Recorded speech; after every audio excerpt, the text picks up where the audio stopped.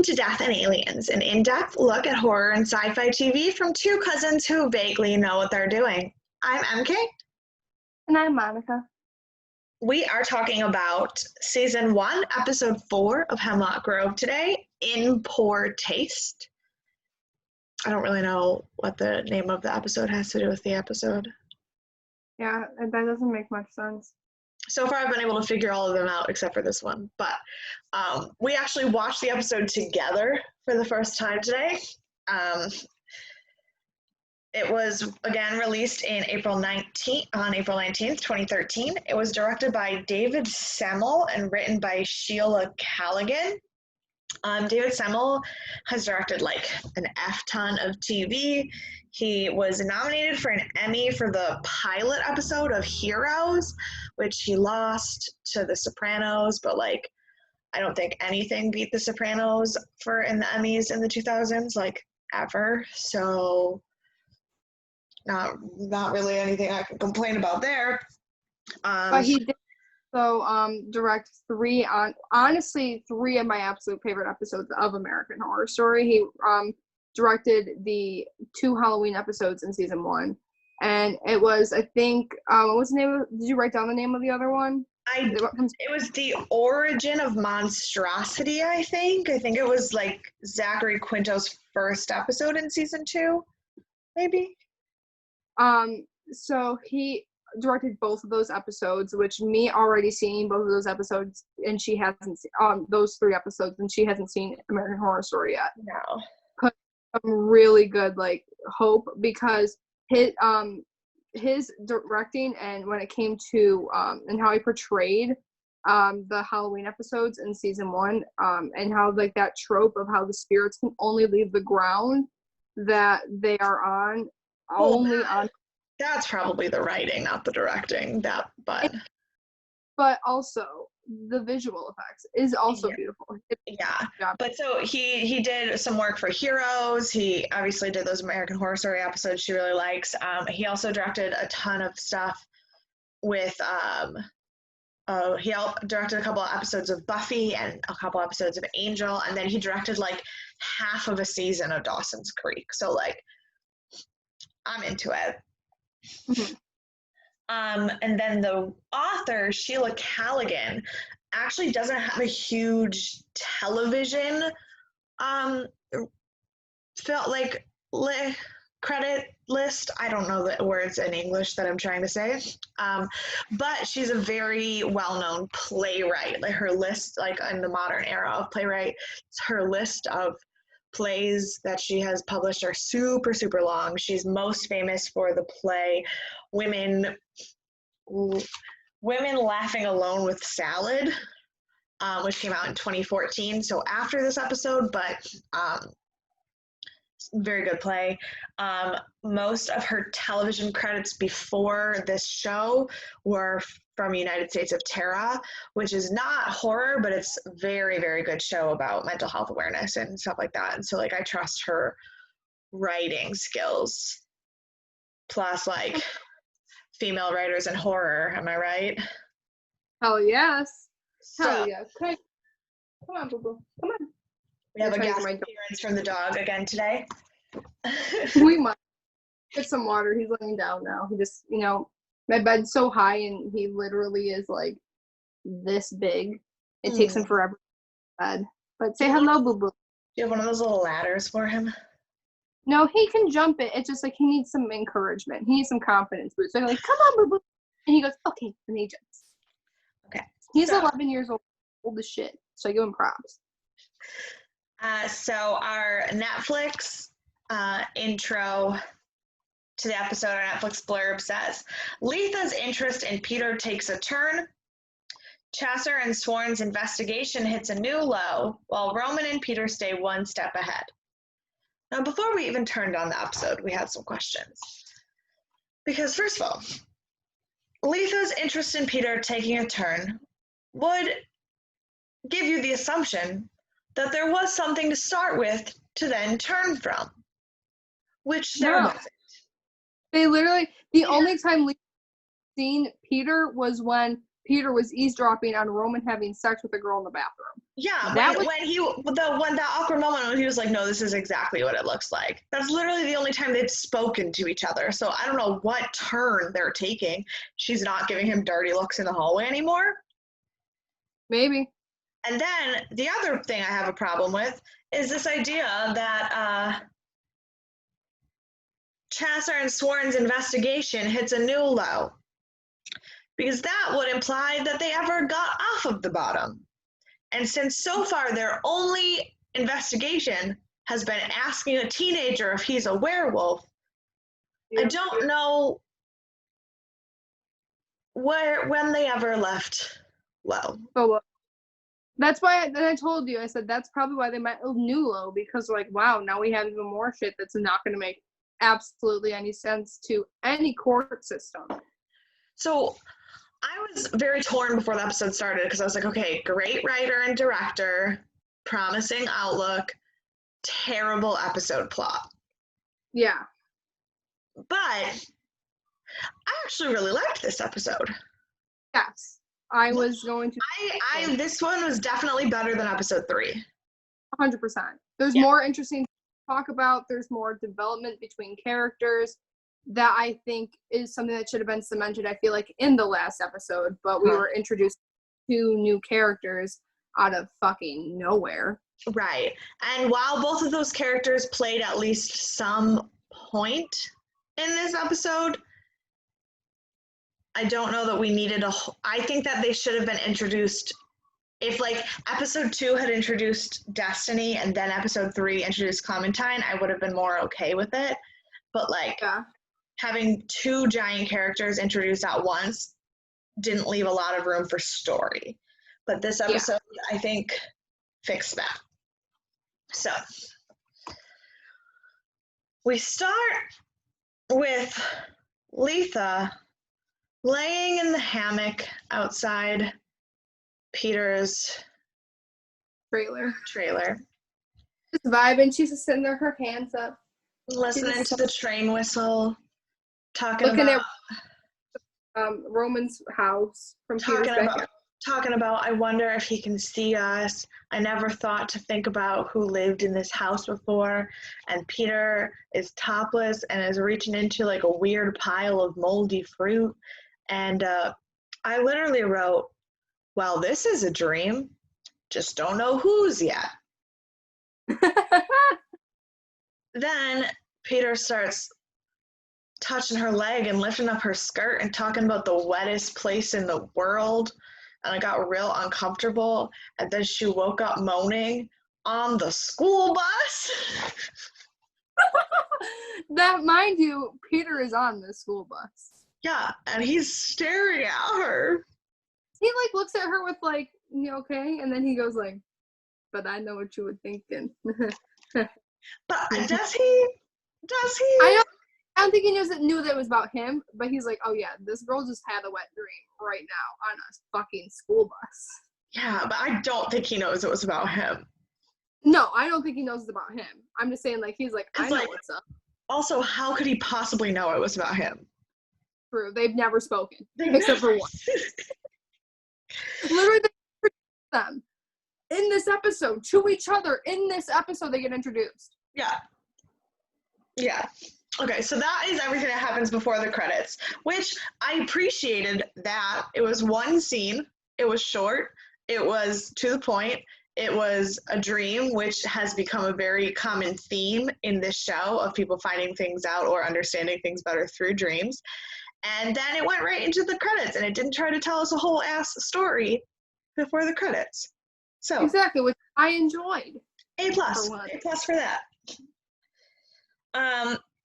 After the credits, we go to the Sworn house, and the twins are sleeping in one bed, and Christina's sleeping in the other, and she's having a nightmare and freaking out and moaning in her sleep about, no, please, I didn't mean to say that, all this crazy stuff. And the twins wake up and they're watching Christina and they're like worried about her, but they're afraid to wake her up. But also, like, my favorite thing about the twins characters is that they're the only ones who seem like normal teenage girls. Yeah. Like, they're saying, like, I read on the internet that if you wake somebody up when they're dying in their dream, they're gonna die in real life. And they're like making mixed CDs and like they're like normal ass people. They're the only ones in the whole show who are normal people. 100%. So, but they did say something that was really important, I think. They said that the reason Christina was staying there was because of who her parents are. So we don't know anything about Christina's family, but I'm guessing that her parents' ability or lack thereof to parent is important. Yeah. So, yeah, so then they just show her having nightmares from that, and that is it for that scene. Then we go to Norman's mental hospital. Mm-hmm. With Francis. And Francis is being interviewed by Clementine. Fucking Clementine. Those are little orange pie. Those are what clementines are. I was trying to think about it in the last episode we filmed. I couldn't quite remember the name. I was like, those are little baby oranges. Clementines. Yeah. I'm a dumbass. Who names a character after a baby orange? No, I mean, yes, that's what they are, but like, you know the song, oh my darling, oh my darling, oh my darling Clementine, you are lost and gone forever, awful sorry, Clementine. She just got a shit. Yeah. She's supposed to be a badass character, and she just has like I would definitely name my kid Clementine, but my top favorite names are Phryne and Theodosia, so like don't trust me in what I would name kids. Exactly. My son's name's gonna be Elliot and my daughter's name's gonna be Lydia. Like, my kids are gonna get bullied. Yeah, no, my kids, I literally want to name my daughter Phryne. That's actually really cute. Legit want to name my son because of ET, and I will never let that die ever. My husband better not want to have a junior or the third or a, like. Cool with discussing boys' names. Like, when I get married, when I have my husband, we talk about having kids. I'm cool with like letting family names and with boys' names. But when it comes to the girls, I have a very long list of names that are acceptable. None of them are normal. But that's what you're gonna pick from. I will not be having a Katie or a Brittany or an Ashley, like, or a Samantha. Oh, no. So so Clementine and Francis are talking about this, the fact that he saw the girl get attacked. And she's asking questions about what the wolf looks like and blah, blah, blah, and all the normal things. And then you find out that she was in the military. Mm-hmm. And it's just a very like normal like police investigation kind of thing, where she then is like, listen, you're a crazy person in an institution. Give me something that you can't have found out from the news. And he says that he went snatch first. Yeah. He said that the wolf went straight for the hoo-ha, which was apparently correct. Although I don't know how, because they're talking about Brooke, not Lila or whatever the second girl is, Lisa or whoever. Because I was like, how would they even know that the bottom half of her body wasn't there? But no, with Brooke's body it was. And then he says the absolute weirdest thing he has said so far, which for him is a lot. Yeah. He looked straight at Clementine and said, "Your wings are wet."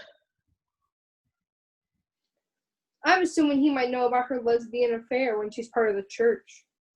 I didn't even think about that.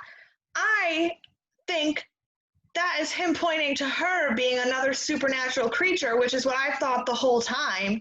And now, because he's the one who can see what's in Letha's stomach, he knows what Roman is, he's seen this wolf and he knows it's not an actual wolf. Like, he has seen all this stuff and knows all this stuff. And then he just looks at her and is like, and also in our all of our weird credit scene depictions, we still don't know what the griffin has to do with anything. And griffins have wings and are also well, I don't know, but also griffins are a mix of multiple predator animals, and she's all about her animal stuff. And I don't know. I don't think she's actually a griffin, but like, that was the connection I made to that. That's interesting. The connection that I made with it was that because he can see things and he can foretell things, maybe he just has like an untapped psychic ability to see within people, to know like their secrets without them even knowing it, or knowing that that person knows. And that's why he was able to tell things with like Letha, and Roman. And that's why I think he knows about her like little lesbian thing going on the side while she's supposedly a member of the church. And the church, if you're gay, you go to hell. So like, I mean, they could be trying to show that the church is welcoming and accepting. Mm-hmm. They could. But so then Norman and Clementine go out into the hallway, and she's like, should I believe anything he says? And Norman goes, well, he has said other things that have been corroborated. So even though he's, get off your phone, girl. Sorry. So Norman goes like, he has seen other things that have been corroborated. So like, even though he's clearly like dissociating from something, like, I don't think he's wrong. Yeah. And he tells her to go to the White Tower and not to make an appointment, to just show up and ask for Dr. Price and not mention him. Which already goes to show you, Norman doesn't trust this place and his name's on the side of the right, like building. It's his name on the building, but he clearly doesn't, he has his own hospital separate from it, and like, he doesn't trust it at all. Yeah.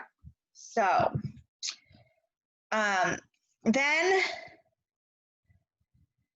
next scene is the breakfast table with Roman and Shelley and Olivia. And Roman is being so sassy. I love that. I love that scene. He's his mom is trying to find out why Peter was at the house in the last episode, and Roman is just like saying stuff. He's like, yeah, we're making a solar system diorama. Mercury and Uranus. And then Shelley laughs. Shelley laughs, and the mom's like, stop encouraging him, he's horrible. And then she's like, I thought he was in your English class. And he's like, yeah, that's what I said. But then he says one of my 3 favorite lines. Because it's literally what in the last discussion. What I said in the last episode. He literally goes, have you ever made a threat so cryptic that you yourself didn't understand? Which is literally what we were just talking about last week when I was like, I don't understand any of the stories she tells. I don't get it. And he's just like, bro. You like, simplify it, please. Like, just, and then she's just like getting angry at him, and he's like firing back like they're in a fight. And then she's like, how dare you talk to me like that? And he's like, just pretend that whatever I said now is exactly what you want to hear. And then leaves. Mm-hmm. And then we get a clip of Shelley writing her weekly letter to Norman about how things are falling apart, and their mom is like even more angry and like losing control than usual. We find out that the girl who worked at the country club when they had like lunch there, which I don't think we talked about in the last we didn't. So the first time Shelley wrote a letter to Norman, she like talked about standing up to her mom, and the way she did that was she ordered food that isn't her usual at the country club, and the waitress was like really sweet to her. And then the mom gets the waitress fired for taking Shelley and Roman's side over hers. What kind of psycho? She's a crazy bitch. Hello? Yeah. Yeah. So I think that was really the only point of the Shelley letter this time, was to find out that like their mom is straight up losing it. And that even though Roman is like talking back to his mom and being sassy, he's still a little bit afraid of her. So, which I feel like is something that is of greater importance than besides just normally being afraid of your mom. Yeah. Then we have there was some wolf poop found in the woods, and Tom calls like the dispatch to have somebody come pick it up, but Clementine is secretly listening to the police scanner, and she shows up instead of like the cops, and then Tom gets mad that she's there. But also my note is that he is just so awkward. Yeah. Because so she finds this poop and there's hair in it, and she takes it to her truck to try to do like some tests on the hair. And her truck is like a full ass science lab, like set up in the back of the truck, including like axes and cages and stuff, which makes sense because she works for the wildlife department. And if you have like a rabid bear, you gotta do something about that. Like, nothing about her truck surprised me. But for poor Tom and his lack of any experience with anything outside of tiny, tiny, small town Pennsylvania, he was very overwhelmed by the whole thing. Mm-hmm. And he was like rambling about like, oh, well, we have like a lab in Pittsburgh that we send our stuff to. It's pretty cool. It was like, it was so... It's like he had an awkward crush on her and didn't know how to have a conversation with her. It was so weird.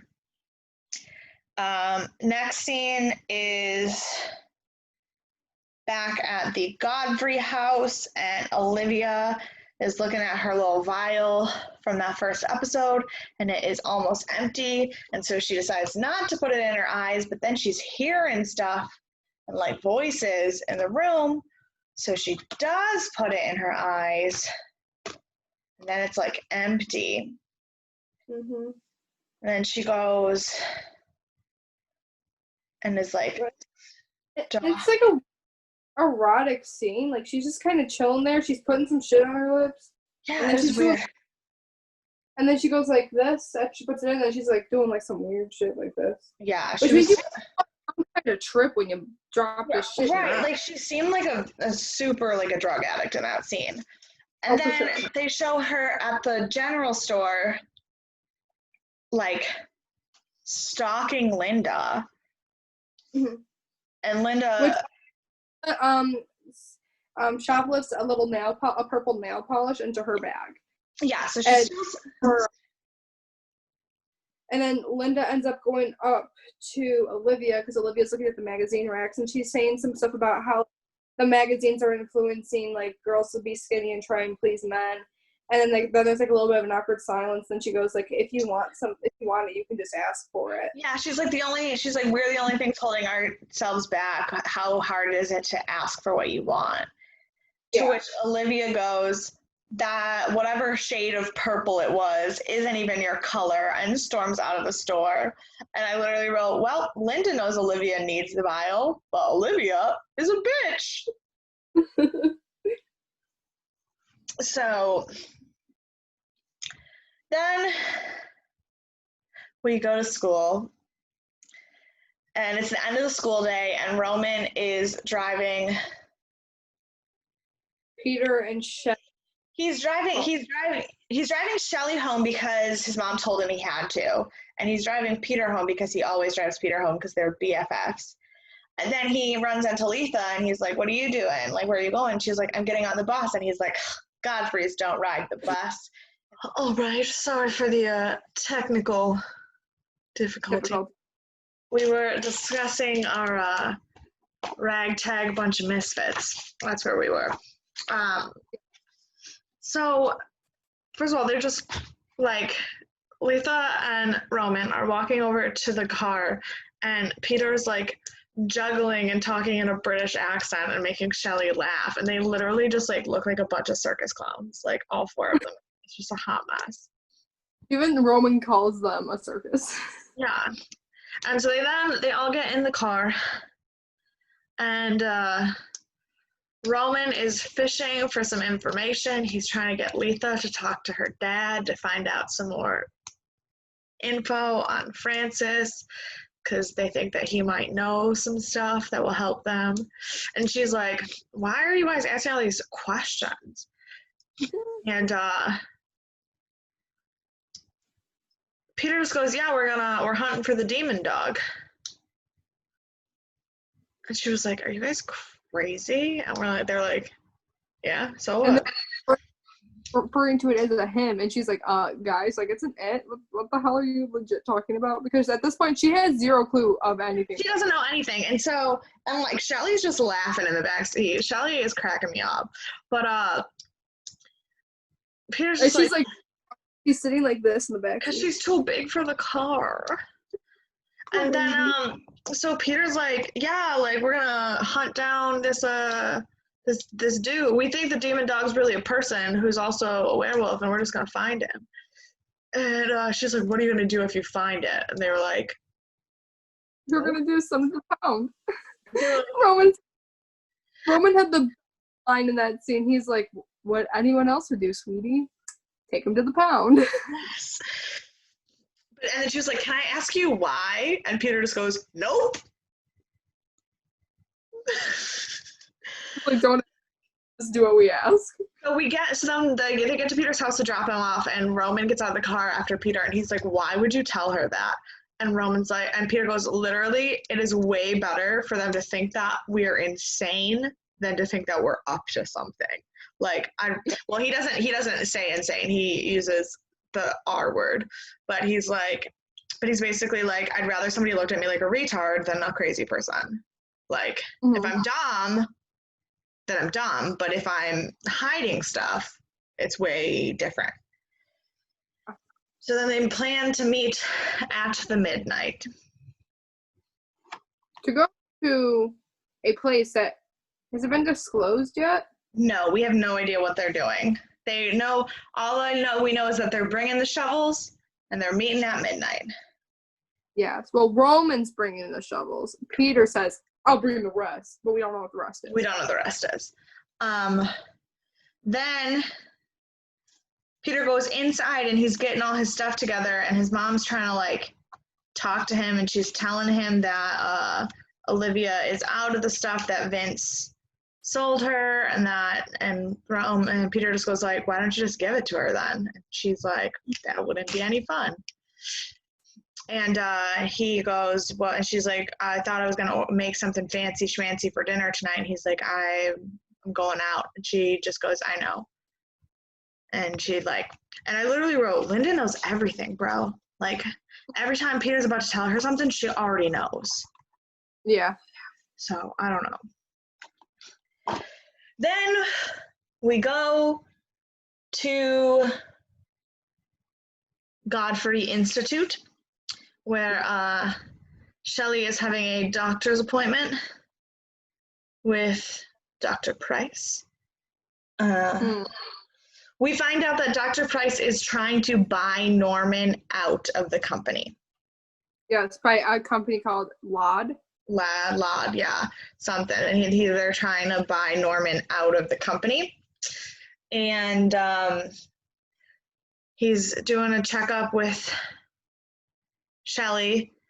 And then Olivia says that he's going to have to take Letha as a patient. And he's like, "We don't have an like an obstetrics wing here. And she's like, you do now. And then he kind of looks a little peeved. And she starts like shaking and hearing stuff again. And she is straight losing it. She's hearing voices. She ran out of her vial. Okay, I don't know if the vial does something to like sustain like certain voices that Olivia hears based on whatever. We don't know either. We still don't know what she is or why she's hearing voices, but it's definitely like she needs that vial. Mm-hmm. So. And Linda knows that. Also, I have to move my dog because he's being stubborn. So then Olivia leaves, and Dr. Price is still just like talking to Shelley, and he calls her glowworm. Which, okay, I hate Johann Price with every fiber of my being, but that seems really sweet. My note really says, is Dr. Price really the bad guy? Because like at this point, we don't actually know who we can trust. The only person who seems to have an issue with Dr. Price is Norman, and we don't know what caused their issue. We don't really know why we can't trust Dr. Price, but like he calls Shelley glowworm, and he's super sweet to her, and he shows her the synthetic plant that he's building, and like basically tells her that he's trying to get her new hands. Mm-hmm. Which is weird because I don't know if it's just lack of attention to detail on the art department scene when it comes to the makeup, but it looks like she has normal human hands from the parts that peek out. Yeah. Which I noticed. But the thing is, she might have normal, like her fingertips you can see, but her hands from the tip of her finger to the rest to here are totally bandaged up. So like there could be something wrong with her wrist. There could be something wrong with the palms of her hands. We don't know why she only uses that stick to type. Like her fingers don't move apart from each other. So there's clearly something wrong with her hands. Yeah. So, so I am currently undecided on Dr. Price. I feel like he's good with certain characters, but I still feel like he's just as much of a snake as Olivia is, but for a different reason. Yeah, see, I'm torn. Might blow it out of the water and just be like, hey, guess what? Haha, I was right. Next scene is Clementine and Tom at the bar, and she's trying to get him drunk because she wants to dig up the dead girl's body and get a hair sample. Talk about going to extreme lengths, and they're doing it on the DL. They're not getting like a court order. She's like the court order and the parental like permission won't come fast enough, so we just have to do it. So she's literally getting him drunk so that he'll break the law. But she's also like talking about all this weird stuff. She's like talking about the history of all the different like cultures and what they do with dead bodies, and like is getting super weird. Yeah. And she's like how like certain cultures like use herbs, some preserve them with like embalming fluid, and they're like, she's like, but personally for me it's all about the send off or whatever she said. Well, she says something about how in Western culture it's all about the send off and the big party and the funeral and everything. And then this is the part that was real weird. Tom is like, because he's awkward and confused, was like, well, you only go once. And she's like, really? That's a conversation for a different day. So clearly she doesn't believe that when you're dead, you stay dead, which is super weird. Or she could just believe in reincarnation, which would also go against her philosophies of being church. Yeah. I don't know. I just wrote, poor Tom. I don't remember what happened that made me, I think it was when when Christine was just walking around the girls' room, and then you find out that their mother's dead. That not yet, because I have a note later that says, "Is the twins' mom dead?" But I think this was just. I think this was just that I felt so bad for him that he was like being pressured by Clementine that she was being super weird. because then we go back to Tom's house and the girls are talking, and there's a flash of Christina in like a hospital getting like drugged up, and then she's back at the girl's house and they're asking her about it and everything. And they're giving a list of all of the drugs that she's on. Mm-hmm. Now, I have also been on trazodone for anxiety-induced insomnia.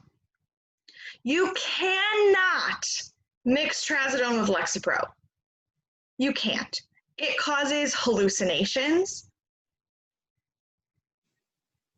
Like, trazodone is such an intense anxiety medication that its drug interaction list is like ridiculous. And like the reason I'm not on it anymore is because it interacted with a different drug I was taking, to the point where when I took it to fall asleep, I would sleep for 12 hours and not be able to wake myself up. So like, trazodone is not something that you mess with. And she starts listing the drugs, and I literally just was like, no. And I don't know, this is one of those things where I don't know if people just like looked up, like searched what kind of drugs you would take for insomnia and anxiety and just put a bunch of them in there without actually researching medication. But like, because that happens a lot in TV shows where people are on mental health medication that there's no way they could be on that combination of drugs and actually like be functioning. But it's just like, oh, she's crazy, let's give her all the meds. And so I don't know if she's going to have hallucinations and that's going to be part of the plot, or if these dumbasses just were like, what are the 3 strongest anxiety meds you could be on, and put them there. I'm going to go with the latter. And that makes me so mad because, first of all, she's 15. She shouldn't be on trazodone at all. Second of all, you cannot mix trazodone with Lexapro without causing serious issues with like hallucination and like nightmares. Which is why she needs drugs in the first place. So I had some issues with that. But they did make a bangin' mixed CD called, what was it, Slutty Summer or whatever? Yeah, something about Slutty Summer, and I had a cute picture of them from the dance and everything, and they were trying. The thing is, her friends, like I said, they're the only normal people on the show.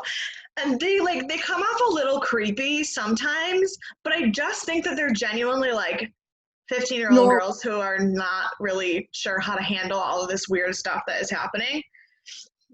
And also their mom's dead, and their dad's a sheriff who doesn't have a lot of time to give them like attention. So like, I get that they're not going to be the most well-adjusted people, but like they seem like they actually care. And they seem kind of freaked out when Christina tells them the whole story about how she thought someone was filming her and it was a joke, so she kissed the dead body. And also, can I just add how she, like, it goes in depth as to why she thought the body was fake, which, like, fine, whatever. But like I had stated in last week's episode, that she is a writer and she is so tentative about every little detail in anything. For her to not see the maggots bombards my mind. And I don't know why she would think that some twisted asshole would play a prank and waiting for a little girl to stumble upon it. Right. Like, who would do that? That's a stretch. I don't trust Christina. I'm sorry. She gives me off a weird vibe. I don't trust her character. I think her character is going to be one of those characters that's going to be one freaked up mama jama. Yeah. As Creed Breton, so. So, love my next note. So after that scene where they're all trying to calm down and deal with all her medication, we have 2 groups of people going to the same place to do the same thing but unaware of each other. Yes, we do. I wrote, cool. So everyone in this town is a grave robber. And then Peter is waiting at the cemetery for Roman to get there, and I found this to be one of the funniest scenes in the whole episode. Mind you, can I add that in episode 2 of our show and in their show, the movie that's quoted was on the TV. Yeah. And I said, exact same line. Yeah, no, I literally said that to you in the podcast, and then he said it in the episode. But before we even get to him quoting Night of the Living Dead, he gets there and he's dressed in all black and like a hoodie and stuff. And Peter goes, "What did you dress the part of a grave robber?" And he goes, "No, I dressed like you." And then they start quoting Night of the Living, and then he starts pretending to be the guy in Night of the Living Dead.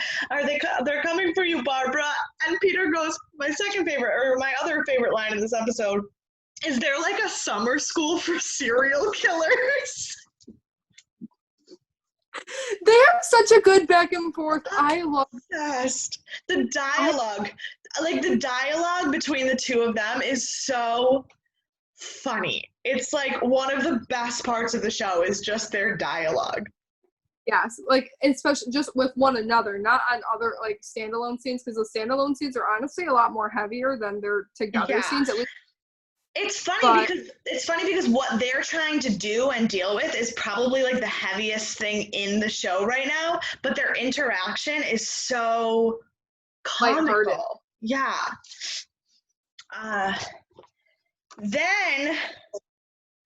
And then we see Tom scrolling through his phone at the pictures of his daughters, and then Christina walking around the room while the girls are asleep, and that's when I realized that the twins' mom really is dead.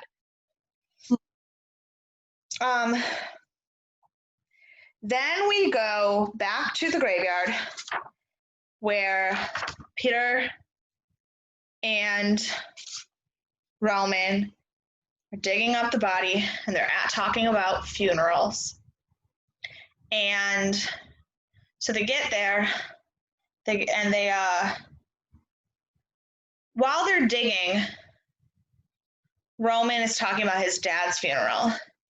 And it broke my heart a little bit because he said that when he heard the gunshot and he walked downstairs, and when he saw his dad dead on the floor, his first thought was how much trouble he was going to be in, like his dad would be in, because of what a mess he made. Like, his mom is that psycho that at 4 years old, when you see your dad's dead body, the first thing you're worried about is the blood on the carpet making your mom angry. That I feel like goes to show like how much in control Olivia is over Roman, and like from the literal jump. Yeah. And like I think that's why this whole him fighting back and like yelling at her and saying horrible things to her, like, is part of why she's spiraling, because she's never had to deal with him not being hers. And that's why I feel like she doesn't like Peter being around Roman, because I think she knows once he has a legit friend outside of the family, she might lose him for good. Right. And she also she knows what Peter is, and she doesn't trust him. So then they get down into the coffin, and at first thought it was really funny because they opened the bottom half of the coffin and then got confused because the body wasn't in there. But fun fact, she didn't have a lower half of her body. So there was nothing in the lower half of the coffin. And this next part, I loved it, of course. Mary Kate, I saw her reaction. She legit went, nope, and looked away. So basically what happens is Peter looks at Roman, and like he's like, Roman's like hesitant to give him the jar, and Peter goes, what, do you want to do it? And he's like, nope, that's your area. Yeah. So then he gets the jar. Now Roman, Peter the jar. And the knife. So the knife. And then Peter cuts. Well, before he cuts her open, he touches the dead body's forehead and says a Romani prayer and like blesses her body and apologizes and says she didn't deserve to go through this. Mm-hmm. And which shows a lot of humanity on Peter's part, which more confirms the fact that I don't think it's Peter. Except for I already know it's not Peter. I don't think he would be putting this much effort into finding who it was if it could have turned out to be him. But I will explain what was striking to me about the prayer in a minute, because it doesn't come up yet. But so now he's cutting her open, and it, first of all, I loved how they did the coloration of her fluids in her body, because they wouldn't be like fresh blood. They wouldn't be fresh blood. It was so gross. it was like a brownish, greenish, deep red type of color coming out. Already starting to like rot. And then the only thing that didn't end up matching that, which I think is the organs, because the organs would have been decomposing at this point, and the organs looked like they were ripped out of a fresh human being. Yeah, the intestines were really, really white, which based on where the maggots were when they first found her, her intestines wouldn't be that clean. No. Her intestines wouldn't be that clean, and they would not, and the blood around it would not be red blood. It would have been the dark sludge that came out of her when they first cut her open. Yeah. It would be the most disgusting thing to have ever happened. But and also, my question is why, of all of the things, because I'm guessing, like, they were talking about him needing to take this to Destiny and that she was going to do whatever she could. And I guess they're going to do some kind of weird magic, whatever.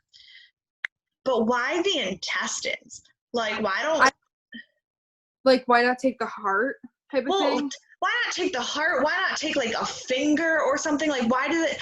I don't know. And maybe they're going to answer that. I hope they do. But like, that was my question of all of the things you could have taken from this body, why did it have to be the intestines? That was my. And so after they get the stuff in the jar, as Peter's putting the girl's organs in the jar, Roman then decides to say what the second funeral he's been into, because he says he's only been to 2, and the second funeral, the first funeral. He says it, but he says it before he tells him. They realize that there is someone else there, and they're kind of panicking and trying to figure out what they're going to do and how to get out of there. And then Roman just casually blurts out that he was at Shelley's. He said the second funeral was Shelley's. And then Peter doesn't have a reaction at all, probably because, he's trying to shove intestines in a jar, close the jar, and get the F out of there before whoever else is at the cemetery finds them. But that was like the most casually placed, then never talked about bomb ever. But then if you go back and think about our first episode, when they had the flashback at Godfrey Building, when and JR called her an abortion. So I think, because he said Shelley, so Shelley they must have went through something already, because there was another flashback, I think, where something about bringing her a casket or something in there. Was that in the first one? I don't remember that. I don't know. But yeah, I don't know. But why did I think he was holding a casket? Or holding a body. I don't know. I'm dumb. I'm putting things where they probably don't belong.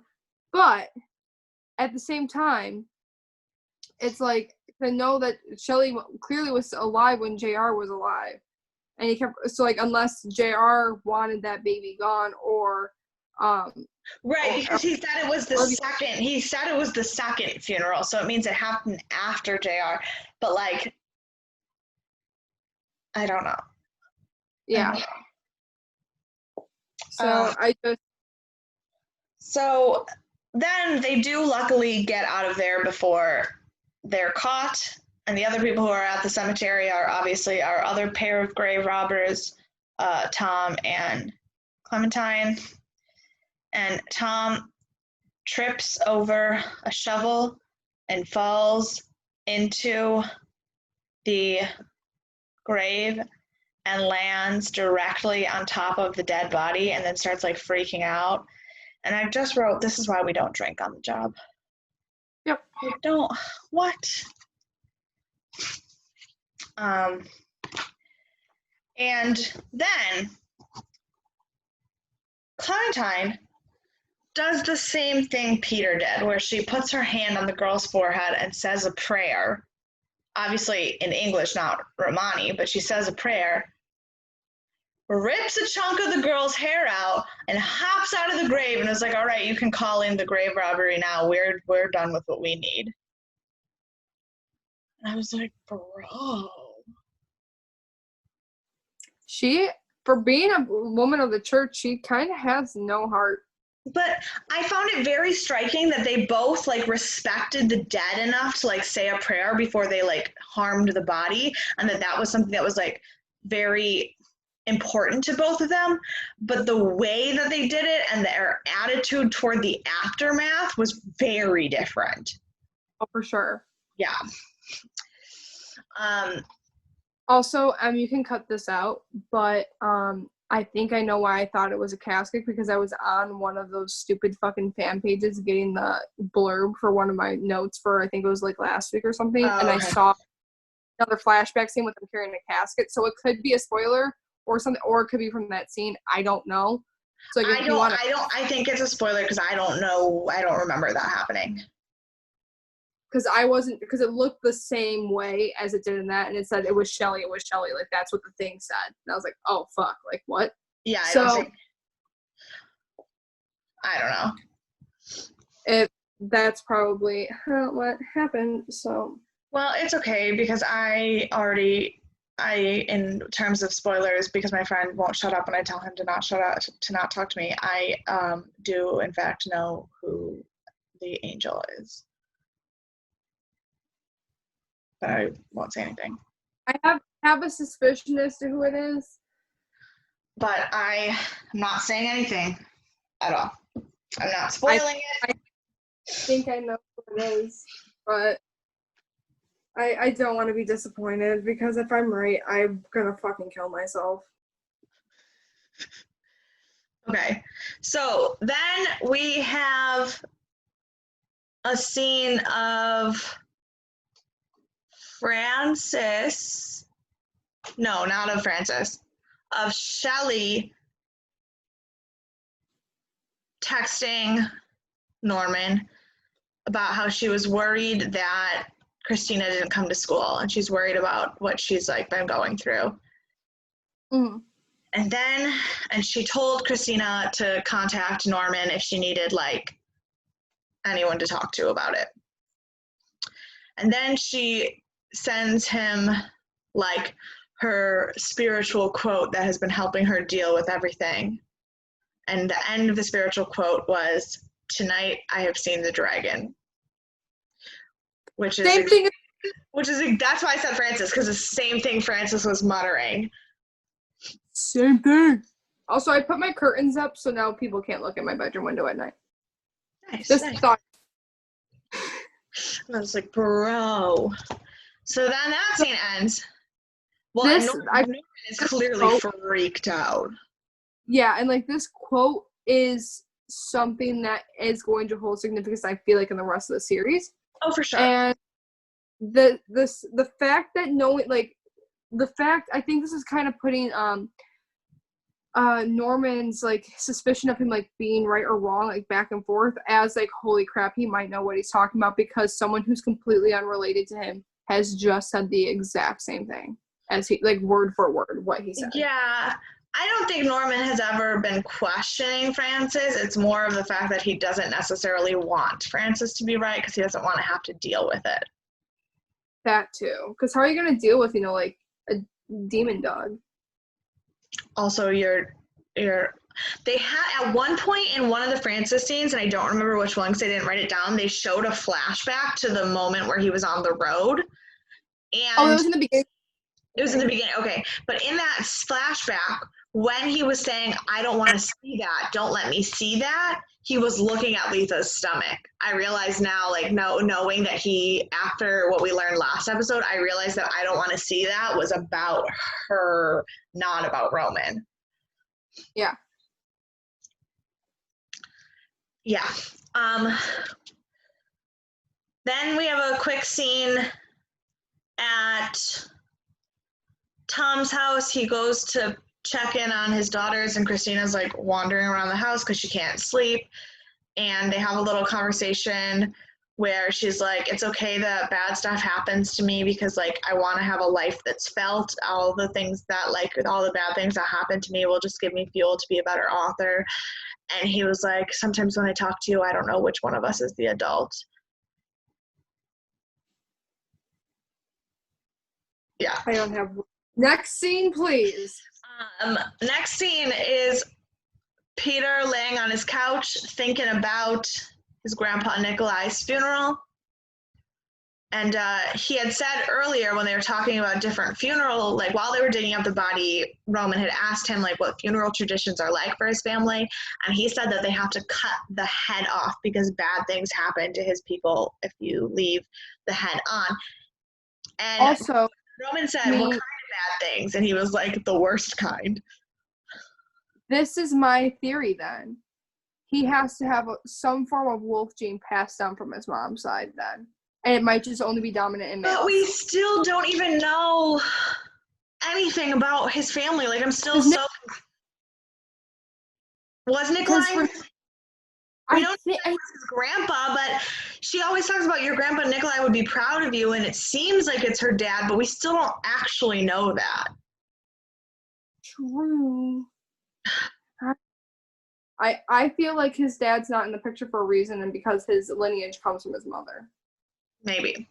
But, so they show a flashback to Nikolai's funeral, where Peter has to be the one to do the honors of cutting his grandpa's head off, and they hang him upside down by his feet, and they pull out this magnificent sword. I literally wrote that sword though.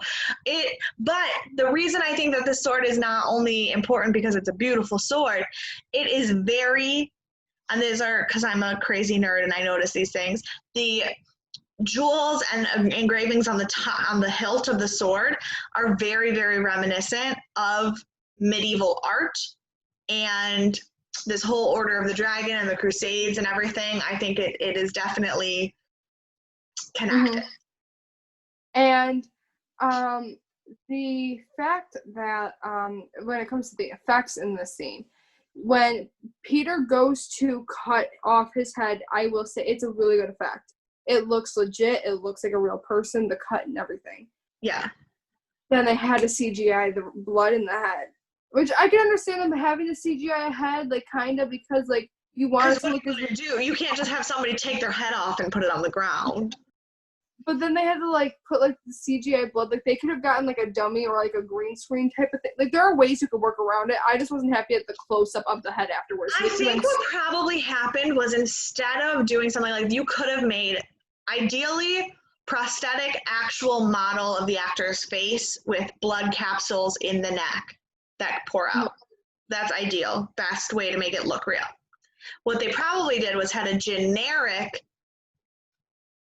head model, CGI'd the actor's face and the blood onto it, and so it just looked off. Yeah, like it felt like it came out of the scene a little bit too much for it to be, not, like obviously it's realistic, obviously in the storyline, but for it to be a believable, you know, head, because the effects in the show have been pretty gory, very practical too. There hasn't been a lot of CGI incorporated, which I enjoy that a lot. And even the CGI that they have had to use, like things for like the wolf transformation, were very well done. Very well done. But I think this was just like a little bit of a flash. All of the organs, all of the dead bodies so far have seemed very practical effect, and so for them to have this actual scene of them chopping the head off feel like a practical effect, to then not have the head on the ground to be a practical effect just felt weird. A little. They sold you a little short. Yeah. That, I don't want to say that satisfying moment, but like watching like a scene like that and for it to be executed so well, just to like see this head that, and like, no, not like any offense to the artist, like you did an amazing job, you do great work. But it's just like when you get a build up and you see like an awesome execution of that scene, it's and like you see a shitty CGI head on the ground, you're like, oh. Like, and I get probably for Hemlock Grove, you're not balling with an amazing budget. Well, I mean, it was a Netflix series. Netflix has a better budget than a network TV show. So like, I'm kind of just like, they dropped the ball a little bit, but maybe they had the makeup money had to go to, you know, the disgustingness that was deorganizing the corpse, because that was deorganizing. It works in both sense. So like, it's just that probably did take a lot of money and a lot of time to shoot that to get it looking the best. So I could see if they also had a lot, but they had a lot of CG in this episode more than usual. Like they had a way more scenes in this episode where they showed Shelley's cheeks glow when people touched her and stuff. Like it was what was that? Even that looks realistic. Like if Peter goes like this. Right. So I'm saying, like, it's not that they're incapable of doing realistic CG. So it was just disappointing. Yeah. Then the last scene is Clementine is at the bar and she calls Tom and she's like, hey, we got the results back from that hair. It wasn't female hair. Well, how she said it, she's like, hey, congratulations, it's a boy. He's like, what? Yeah. So the hair sample is a boy. But we also already learned that the hair sample is 6 inches long. And at this point, the only male in the show with hair that long is Peter. So before they show her looking at pictures of Peter, but before they even show her, when she says it's a boy, you automatically know she believes that the hair in the wolf poo was Peter's hair. And Tom does not seem thrilled about that. No, because he was like, wonderful. And he just like threw his phone back down. Like, which makes me remember why I wrote poor Tom in that scene. When they're talking about her in the investigation, he's like, you asked this kid if he was a werewolf, and I just had to stand there like that was a normal question. And it's not. Like, he was so frustrated. He was like, I don't know who you are or why you're coming into my town and making all these crazy things, but how am I supposed to just sit here and deal with this? And so when she calls him and she's like, oh, good news, it's a boy, aka it's Peter. He's like, oh, great. Fantastic. Werewolf boy's hair is in the wolf poop, and now what am I supposed to do other than trust this crazy-ass lady? And, but she said it's blonde, Peter's hair is brown, so... She didn't say it was blonde. It was blonde, I'm pretty sure. It looked blonde, but she never actually said it was blonde, and it's really hard to tell from a single strand of hair what color it actually is. True. Unless she's just being fishy and has something out and legit thinks Peter's a werewolf and just wants to hunt him. Right. But that brings us to segment number 1, which is who would you like to punch this episode? I'm partially Christina just because I fucking hate how she thinks she knows everything. And then Clementine because she's just a bitch. Clementine. Hands down for me, it is Clementine. She just is trying to run this town. Like, you don't know us. You don't know our problems. He's on the wildlife reserve. Like, who asked? Like, you don't have the authority. You can only arrest animals, not people. And she's just like, she's getting cops drunk and convincing them to grave dig and like... She's just breaking the law. And she's being sketchy. She was talking about autopsy results that she shouldn't have access to. And she's like going behind Tom's back to get all this stuff and then like blackmailing him about it. And like, I do not like her. And I didn't like her last episode. And my hate for her is growing exponentially. Same. And now we're on to our saving graces of the show. Which for me, I honestly thought I love Roman again. Because his scenes with Shelley are just too nice that it kind of just like, all the other shit going on and Shelley like because of their interactions and like even Shelley got a little bit more screen time this episode. I think for me, I was really torn on who I was going to pick for this because I didn't really think that there was like I was torn on like maybe I'll pick the twins because they like are actually people, but I think I'm gonna have to pick, and this is I feel like every time I pick who is my favorite character or who is the good character in that episode, it is purely based on who is nice to Shelley. Yeah. Honestly, For me, this episode, it was Dr. Price. Because no, listen, we've spent 3 episodes knowing nothing about him and building up all this hate for him, and like you and I literally in the last week's episode we were talking about how this guy was like the worst person ever, and we don't know anything about him. And then we finally get a significant amount of screen time with him, and he is so, like, I'm not saying he doesn't have ulterior motives. Everyone on the show has ulterior motives, but his scene in the show was one of the, like, it was, first of all, it was one of the more intriguing, like, actually gave me questions about what's happening. And he was just so sweet to Shelley, and he has his own little nickname for her, and, like, I don't know. And it was the only character that my opinion about them changed in this episode. That's fair. I'll give you that one. Because everybody that I hated more. Everybody that I liked, I either still liked or liked more. He's the only person that my thoughts on him are now being questioned. And I like having questions. I think that is a good way to tell stories. So for me, that's the saving grace of the episode. For me, he sketches me out too much to let my...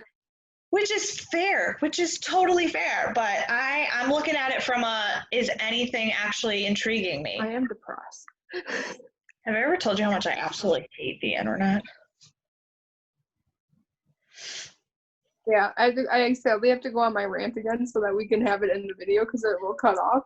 Right. But my thing is like with Peter, I absolutely loved Roman, how he, and Peter, but more so Roman, because I'm also a huge, what, Bill Skarsgård stan? Yeah, that. I'm a huge Bill Skarsgård stan. And just the fact that I know that that's not the word you were looking for, but let's keep it PG. Yes. But showing him a little bit more of strength against Olivia, which I think is something that he needs. Because of the fact that like he has I feel like he's gonna have such a like torn back and forth like later on in the series, and I think Olivia is going to be that thing that drives him back and forth. So I hope that he keeps pushing away from her and like kind of telling her where to stick it, because honestly at this point Olivia needs to freaking stick it, because the treated Roman and even Shelley in some cases, not all cases, but like especially like when she went to the restaurant, she wouldn't let her order for herself, and like Roman sticking up for her. It shows that Roman's not backing down against Olivia, which says a lot, and it shows side to Shelley, which he doesn't show with anyone else because he can't. Yeah, and I love seeing those scenes. Make me happy when they're in there. I hope we get more of those scenes in the show because they make my heart happy with all like the really messed up stuff that keeps like happening throughout the whole series, the whole season. Yeah, I get that. But yeah, no, but like I was saying, for me, it's less about people that I like and more about people that are making me ask questions. So that's a good for you, like, because honestly, my opinion on Dr. Price would have changed it. That probably would have been my saving grace too. But for you didn't see it from the same lens that I saw it. You just are still you're still concerned about him, which is totally fair. I mean, listen, I was 100% sure at the end of the first episode that Peter killed Brooke. Like, I was like, he's my favorite character and I love him and I don't want it to be him, but I'm 100% sure it was. And now it turns out I was 100% wrong. So like, maybe I'm wrong about Dr. Price too, or maybe this time it's your turn to be wrong. Like, who knows? But still, nonetheless, I still think everyone who did a job, who worked on this episode, did a very good job executing it. The director did a really good job. Yeah. And the writer, even like though there were some weird parts kind of put in there, I still think that she did a good job telling the story for how that it was. And especially because this is the first episode where the main writer for the teleplay is not Brian McGreevy. So for being the first person to write the episode outside of the author, so like having to take the book and adapt it without the author helping you, I think she did a very good job. Yeah. Unless in the book it's the complete opposite. So well, that's the other thing is I don't know. This show has 3 seasons, and my guess is that there is not 3 seasons worth of information in one book. And as far as I'm aware, there's only one book. So I'm very curious as to where they take it. Where they take it when the book ends versus the show keeps going. Maybe there is more than one book and I just don't know about it. Like, I'm very curious about that.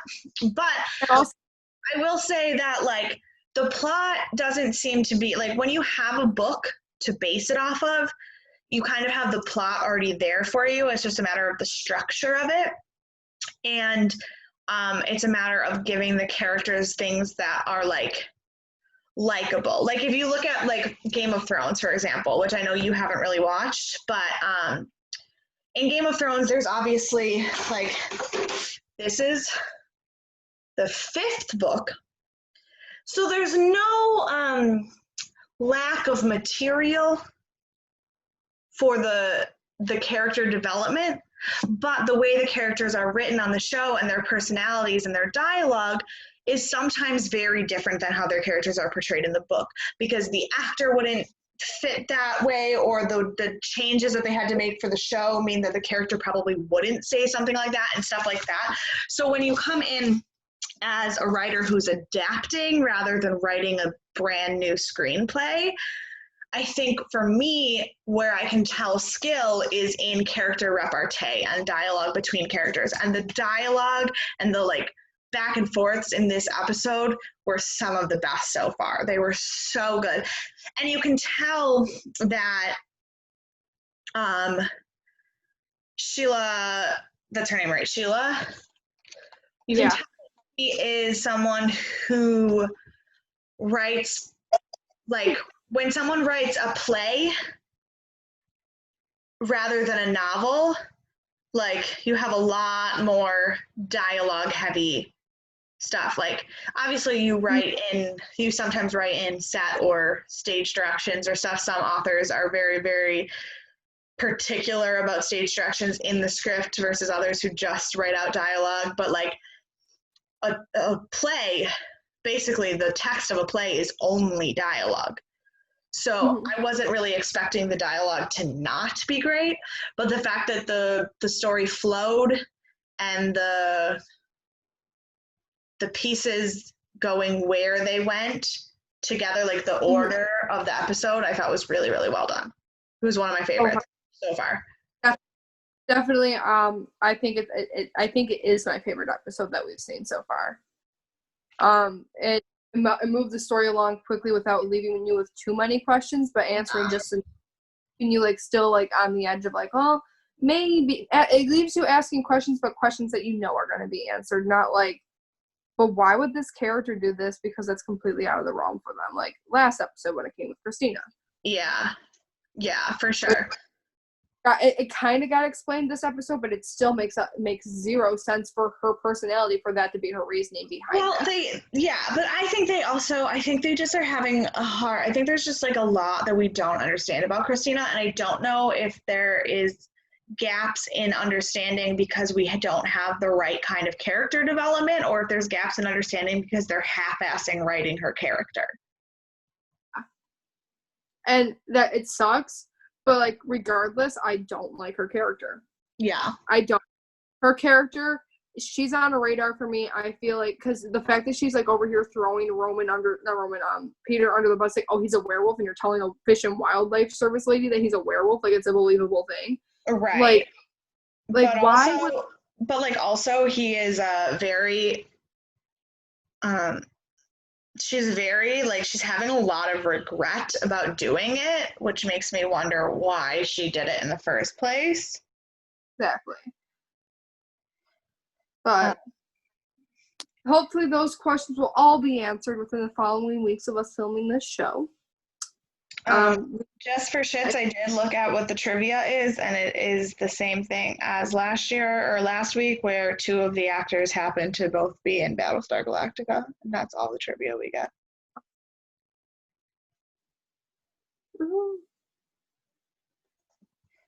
Love that. Which Battlestar Galactica is also on our list to one day eventually do this podcast about. So when we get there, we'll be like, oh, it's so great that these two characters, remember how they were in Hemlock Grove together? That was the first episode we did in our podcast. But like now, because we haven't watched Battlestar Galactica, we're like, okay, cool. Okay. Alrighty. All right, well, you can send us feedback, questions, suggestions for new shows to when Hemlock Grove's over. If you do have anything you want to tell us that involves spoilers, please, please, please put a spoiler warning in your subject line in an email. You can send us emails at deathandaliens@gmail.com. You can find me on Twitter and Instagram, both at MK_superstar. MK is spelled EMKAY, not the letters. And you can find me on Instagram at monica.lynn_ and Twitter at MONIE, Monie _Lynn, _, because, you know, I've said this once, I'll say it again. Someone's trying to steal my identity. So, plain and simple. And by double underscore, she just means underscore. Just in case. And just in case you're not typing the words double underscore. I don't know why you would be, but I don't. Just in case. Just in case. Yeah, and if there is Monie _Lynn_ listening to this, take it back, because I want back your identity fraud. That's all I gotta say. Again, because Monica Lynn is the most uncommon name. It's almost as rare as Clementine. Hey, that's kind of rare. That was called sarcasm, folks. She's an idiot. We'll see you next week. Bye.